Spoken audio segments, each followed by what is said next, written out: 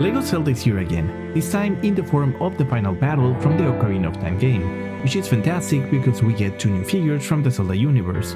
But the set is actually a more reasonable purchase, being $130 US, at least more so than the DQ3, that will cost you $300 and it's the only other option for LEGO Zelda. I wouldn't say that the set is accessible, as $130 is still a lot of money, but I know a lot of people that didn't get the DQ3 because it was too expensive will absolutely consider buying this one instead.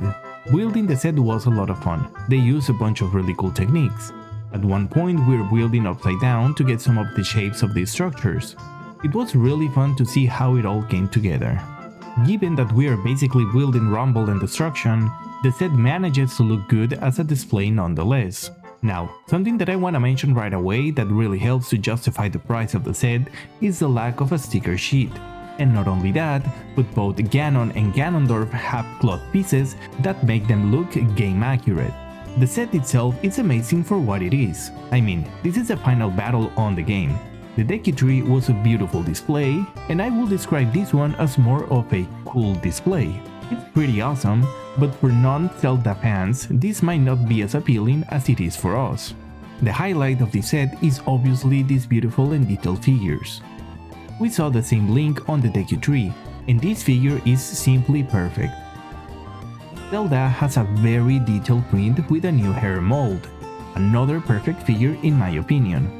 And then Ganondorf has all of that plus a detailed cape and dual molded legs, making it one of the best LEGO figures that I have ever seen. Everything in this figure is outstanding. We don't often see this level of detail with LEGO.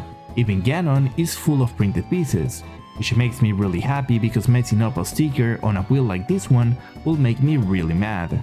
The character itself has a strong presence for being a LEGO build. There's nothing here that distracts me from the character.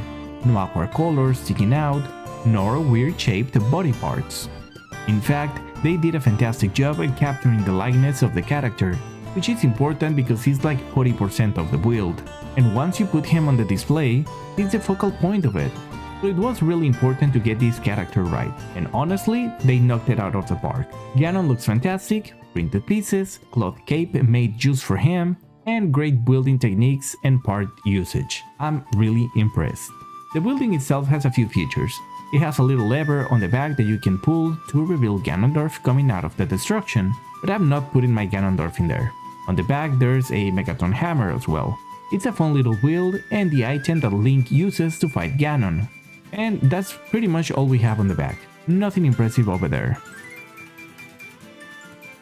We have some hearts hiding under this part of the bat that obviously represent the healing item from the game, which is a nice little detail to throw in there.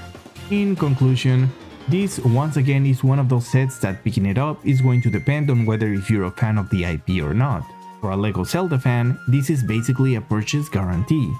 It has some of the best figures that LEGO has ever made, and the price isn't terrible. With the DQ3, I knew that I was overpaying a lot, but I wanted to have that set really badly. After all, I waited to see LEGO Zelda for 25 years out of the 29 years that I have been alive, so I didn't want to wait any longer. But this set opens up the door so that more fans can get their hands on a Link LEGO figure. I'm also hoping that this set is going to bring down the price for some of the pieces, like the Hylian shield for example. I want to get a few of those for my custom Hyrule warriors. But overall, if you are thinking about getting this set, I think that you should. And hopefully LEGO follows this trend of making more accessible Zelda sets. But on that note, this is all I have for you today. I hope that you enjoyed the video and don't forget to like and subscribe because that helps a lot with the algorithm.